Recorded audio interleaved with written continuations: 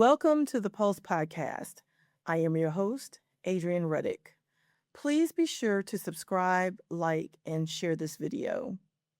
Today, we are talking about something almost everyone in Tampa Bay area is feeling, but not everybody is saying it out loud. Stress. Not just being busy, not just being tired, real stress. The kind that affects your sleep, your relationships, your work, your peace, and sometimes even your health.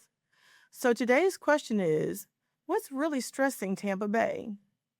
From rising rent and traffic to social pressure, burnout, family responsibilities, and the nonstop pace of life, we're unpacking the mental weight so many people across St. Petersburg, Tampa, and the surrounding communities are carrying every single day.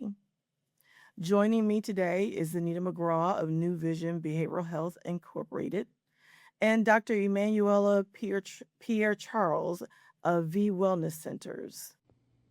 Welcome, ladies. Thank you for joining me. Good to be here. Thanks for having us. So, before we begin, can you please introduce yourself to our audience and tell them a little bit about yourself? So, I'm going to start with Zaneta McGraw, please. Sure. My name is Zaneta Ellison-McGraw. I'm a licensed therapist and the owner and operator of New Vision Behavioral Health Incorporated, a native of St. Petersburg, Florida. So happy to be a part of this conversation today. Thank you. Dr. Emmanuela? Hello, everyone. My name is Dr. Emmanuela Pierre-Charles. I am a DEA board certified nurse practitioner, family and psychiatric mental health nurse practitioner. I am the owner of V Wellness Center. So we are located in Hillsborough County, but we provide services around Florida and also Texas. We provide mental health services, primary care, and also functional medicine. I'm glad to be here. Thank you for having me. Great. Thank you so much. So, let's get into it. So, Zaneta, tell me, what are some of the biggest mental health stressors you're seeing right now in the Tampa Bay community? Some of the biggest mental health stressors that I'm seeing is financial stress. Everybody's feeling the inflation of everything, right? Costs are going up, but income may not be.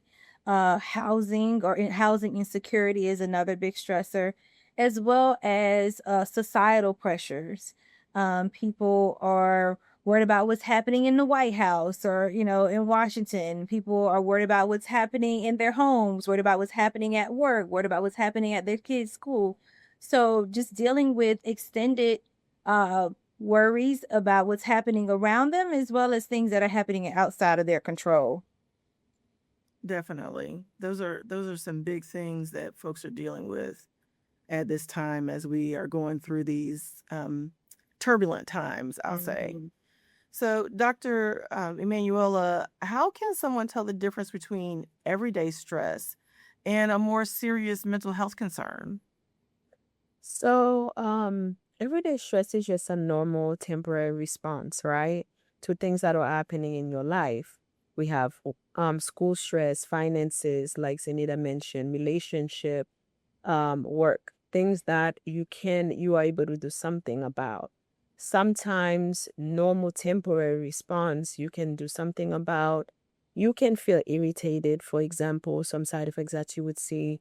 Some common symptoms that you would see would be irritable, worry, feeling overwhelmed, fatigue, muscle tension, and um, which can sometimes be a good thing because it just help you with your problem solving skills.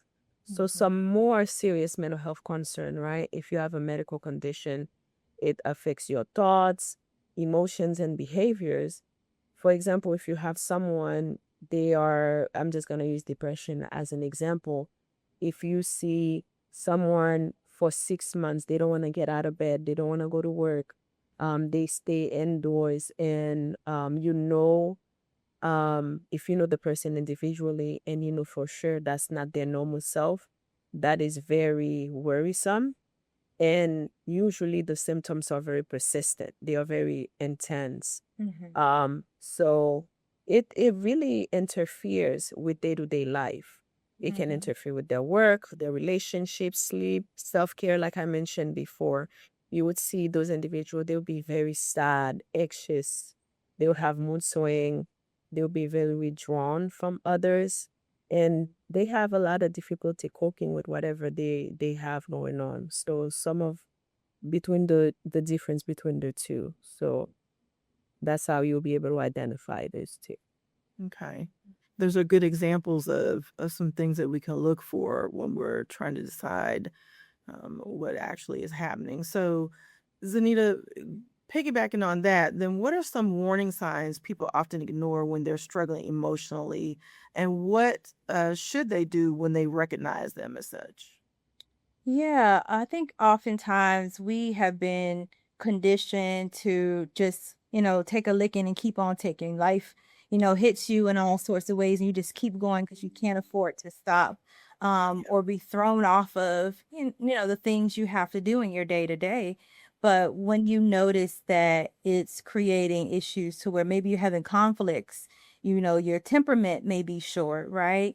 There may be stressors or, a stress in the relationships around you, whether it's at work, whether it's at home, personal relationships. As Emmanuela mentioned, your thoughts. Some people, their thoughts may be dark, meaning there may be less and less desires to just keep waking up or to keep going. Those are one of the blaring, signs that, hey, I need to kind of pause and take a look at what's happening because life doesn't feel worth it anymore.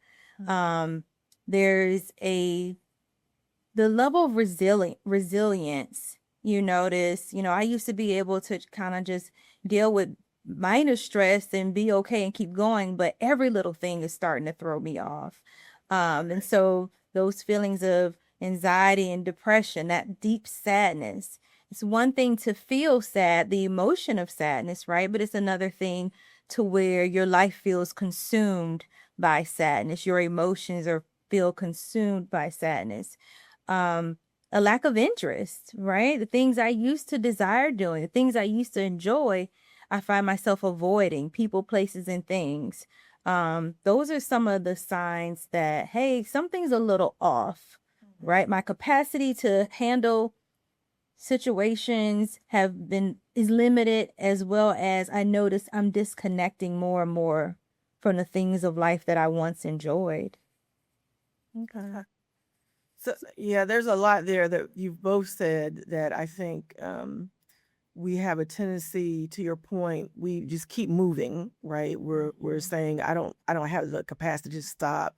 I've got to keep going. But when those more serious things start happening, where you just don't want to get up, you have no interest in what you're doing, you just don't get the same joy. Yeah. I guess is the one thing too. So then, to that point, Dr. Emanuela, what role can the community play in helping people cope with stress and isolation?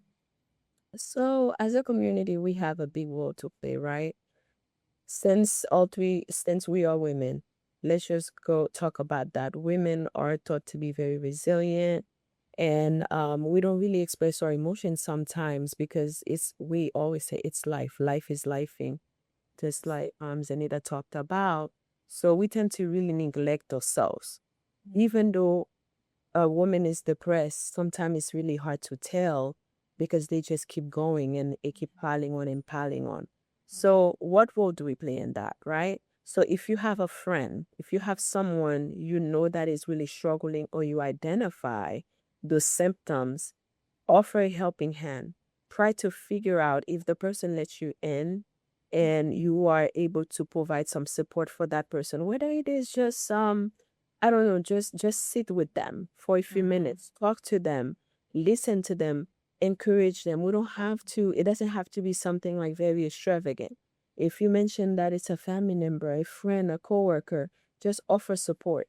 Yeah. Sometimes you don't have to say anything, just be the ear to listen, share your understanding with them, and that definitely has a big impact.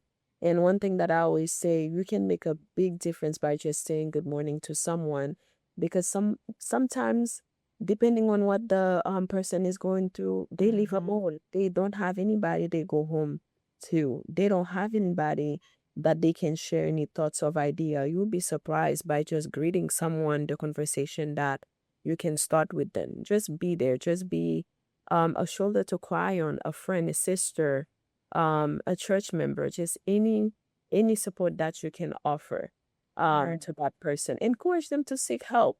If you notice that that person's been like this for like 6 months or more, and you know that they might end up their life, or they just very in a dark hole, just Mhm. encourage them to seek mental health services. Give them the helpline. If they don't want to talk to you, just find anybody that you know that they can talk to.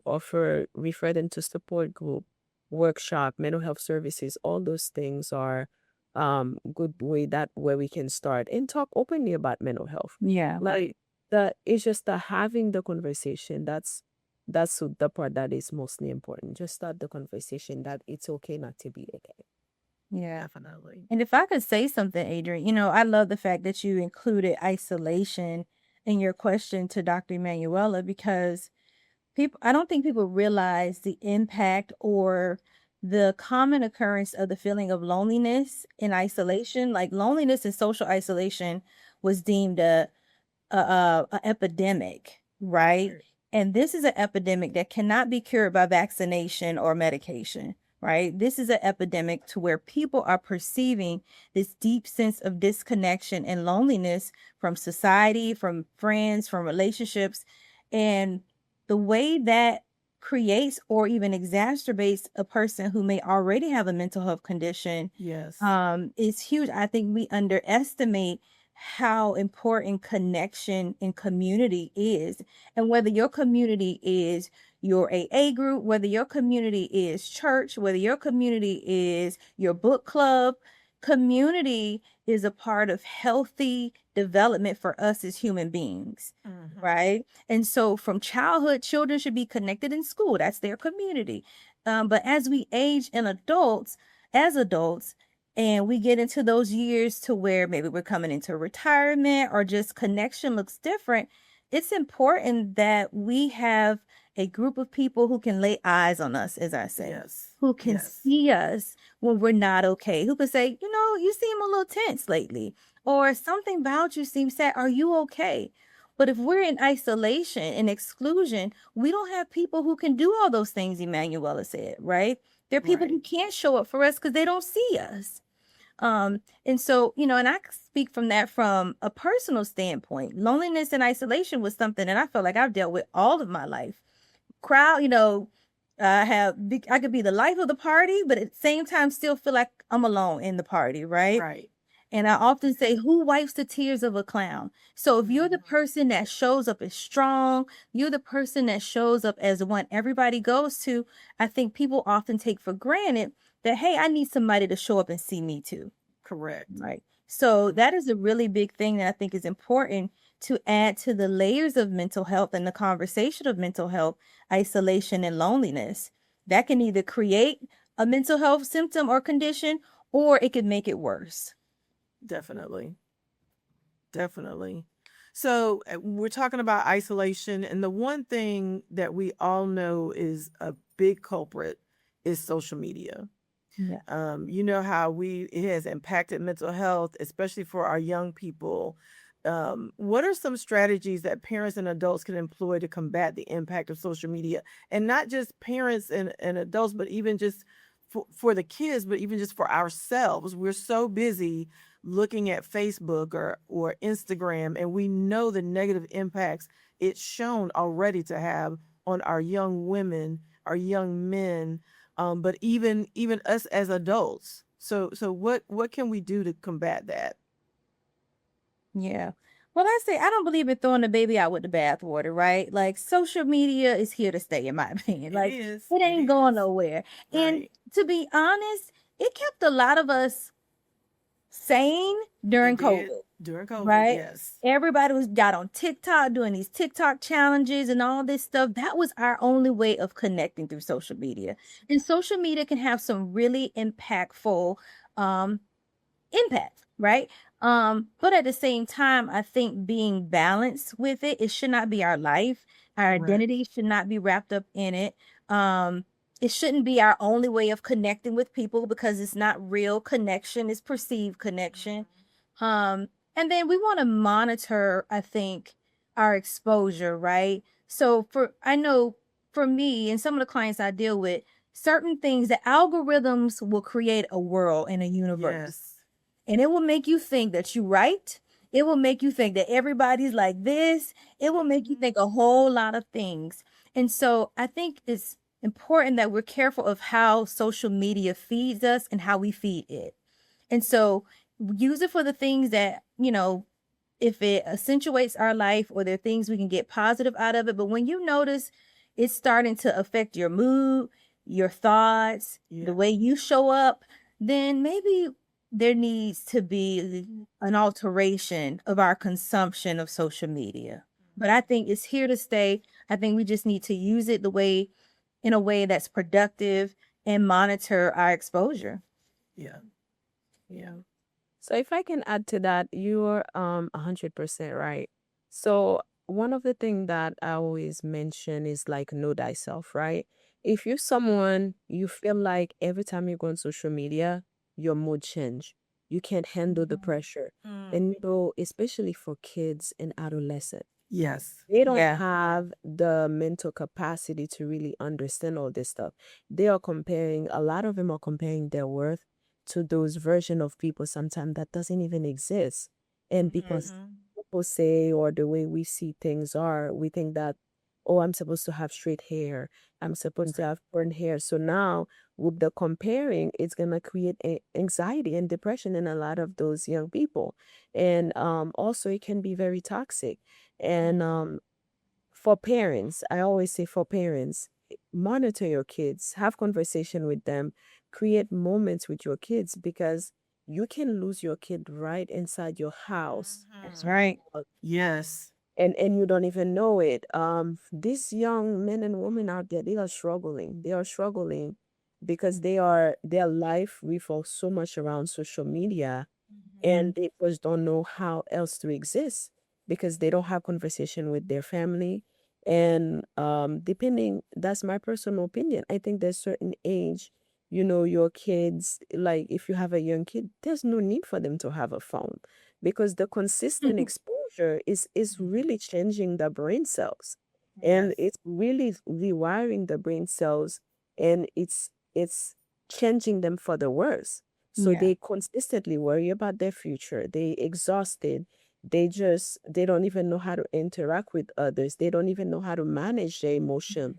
And you see a lot of them, they are very angry all the time, irritable. It's the stuff that they are absorbing that is changing the brain cells. And now you are having a bigger problem than you think, because they Right. want to cool. They want to belong to a certain group of people. Yeah. And now for us as adults, just disconnect. Just know when to disconnect. Like for Yeah. me, I honestly, I go on there, I only look at certain things. Like I don't really scroll to people's life, because I'm like, I don't want to compare myself with anybody. And I Right. think people tend to do that. Because of that, it create a lot of like emotions. Oh, I'm not doing enough for myself. Just know yourself and know how much you can handle when it comes to this exposure. If you feel like you're someone that can't handle what you see, just disconnect it, delete it. Yeah. Yeah. So it's okay. It's okay not to know what's going on in the world and what other people are doing. It's okay to not be on social media, because if it doesn't serve you well, it's really affecting your mental health. It's better for you not to have it. That's Take right. breaks. Take breaks. That's the best thing I can say. And also delete it. Delete the app. You're not missing anything. You're not missing. That's how I feel. That is true, right? And I think the one thing, Zinni, that you talked about was around the algorithms, right? There, if you click on one, I know if I click on one thing, now I keep seeing the same thing over and over and over again. And I'm like, I only looked at one story, so where's the rest of this coming from? But it's the algorithms within it. So, and the other thing that you talked about too was that, you can think that you're only right because you're only seeing those things. There's no difference of opinion Right. or things like that. So, um, one thing we talked about, and I want you to expand on this, Dr. Emmanuela, is around seeing an increase in stress or anxiety connected to politics and current events, right? Are we seeing that? We know that there's a lot of back and forth between, if you on this side or that side, who you voted for and what you're doing. So are you seeing that? And if so, how can people stay informed without becoming emotionally overwhelmed? Well, it's a very loaded question, truthfully. And I gotta say that for me, like one of the things that I try to refrain from, honestly, even in the clinic, is to talk about politics. I'm not gonna lie, because um people are gonna have their views, and there's nothing you can do about it. If you are someone that your family, whoever it is, engage in this kind of conversation with you, if you don't want to talk about it, just say, I don't want to talk about it.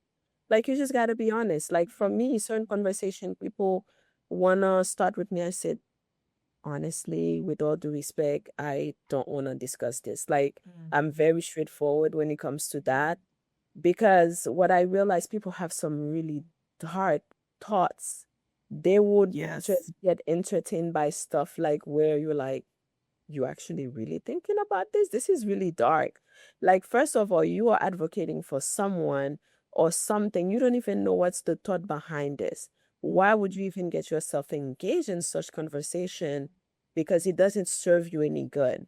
Um, One thing that I say, if it doesn't affect me directly, I just stay away from it. And there's a lot of tension right now. I just got to be honest, myself as an immigrant, the community is very shaken. People are very scared.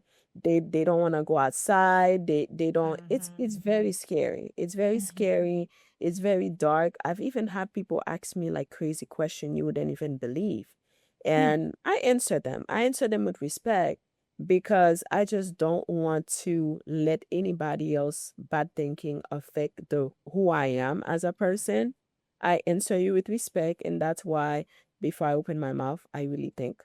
Um, as a Christian, I call on God, because he has to come first, because I don't want Emmanuela to come out. So because you have to have self-control in those kind of conversation, Right.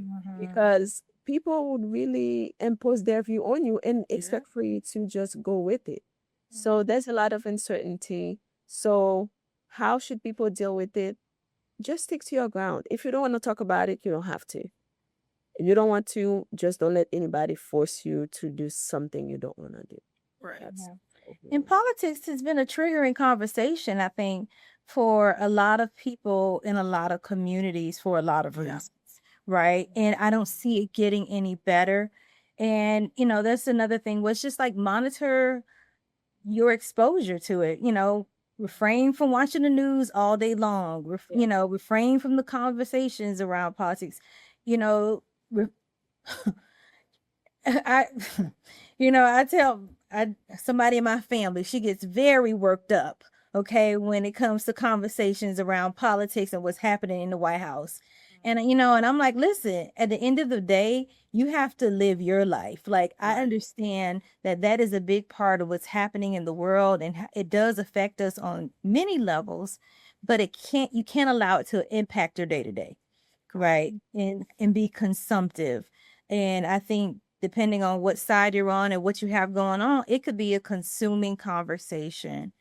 Because it's disrupted families, it's disrupted churches, it's caused a lot of division and a lot of relationships in places we once felt connected to and people we once felt connected to.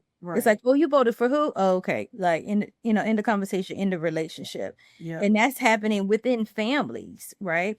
And so I think politics is becoming a huge stressor for people. I won't even just say Americans in the world. Yes. In the Yes, it world, is. there is a lot of anxiety around what's happening in politics around the world. And so we just have the control, like Dr. Emmanuel said, control our own micro world and what's happening within our world. Stay informed. I'm not saying turn, a blind eye and be ignorant. Stay informed, but at the same time, protect your psyche, protect Yeah, your psyche, protect your peace at all costs. exactly. I think that's very sage advice from both of you. Thank you. So I have one last question for each of you. What is the one thing you hope people take away from this conversation around mental health? For me, that, it doesn't become just a good idea to talk about it, that we actually, if we notice there is if something is off with whether it's with us or somebody we know, that we just don't talk about it or talk around it. We actually become proactive in doing something. Um, because mental health is a buzzword, everybody's talking about mental health, but how many people are actually investing in their mental health? Right. And what does that look like? So I just really want to encourage our viewers and listeners to really identify what it looks like to invest in your mental health. What needs to change? What do you need to incorporate? Who do you need to tap into? Do you need a professional? Do you need, a friend? Do you need healthy outlets? Whatever that looks like for you. So just really seeing the value of investing in your own mental health. Thank you for that. Dr. Emmanuela? So what I would like people to get from it, number one, to know that it's okay not to be okay. So whatever emotions that you are feeling it. So don't be afraid, don't be ashamed to seek for help, ask for help, use the community around you for support. If you feel some thoughts and you can't really explain them, just say, "Hey, Zaneta, listen, like I don't know, I've been like not myself lately, and this is what I'm feeling. Do you think that's normal? Should I be feeling this way?" Have the conversation, make talking about mental health normal, because it is a normal thing. We are feeling it, just like we talk about diabetes all the time, high blood pressure Right. all the time. It's okay to just talk about mental health, because the brain, that's where everything starts anyway. Yeah. So and also having conversation like this, we need to have more conversation like this so we can enlighten the community about, because believe it or not, some people don't even know what they're feeling. They don't even know what the word depression really means. They never heard of it. They just know they don't feel well. But if we continue to educate the community, we can make a bigger impact. And thank you for, having this and having us, because Yes. now we starting conversation about um what what's not okay, what is okay, and how to address it. So we just need to continue to have those conversations with people around us, at school, at church, and pay attention to your surrounding. If you know someone around you, you see, like Zanita mentioned at the beginning, they were a happy person, and then now you see they sad all the time. Ask them, do you need some assistance? Um, how can I help? Can I just take the baby from you? Can I just buy you some groceries? And Yeah. in this secrecy, you can just make sure that you're not gonna put their business out there. Sometimes, let's be real, that's why people don't want to tell others what they're going through, because they don't want that stuff to be out there. So Correct. I mentioned before, just be that shoulder to cry on for that family member, that friend, that church member.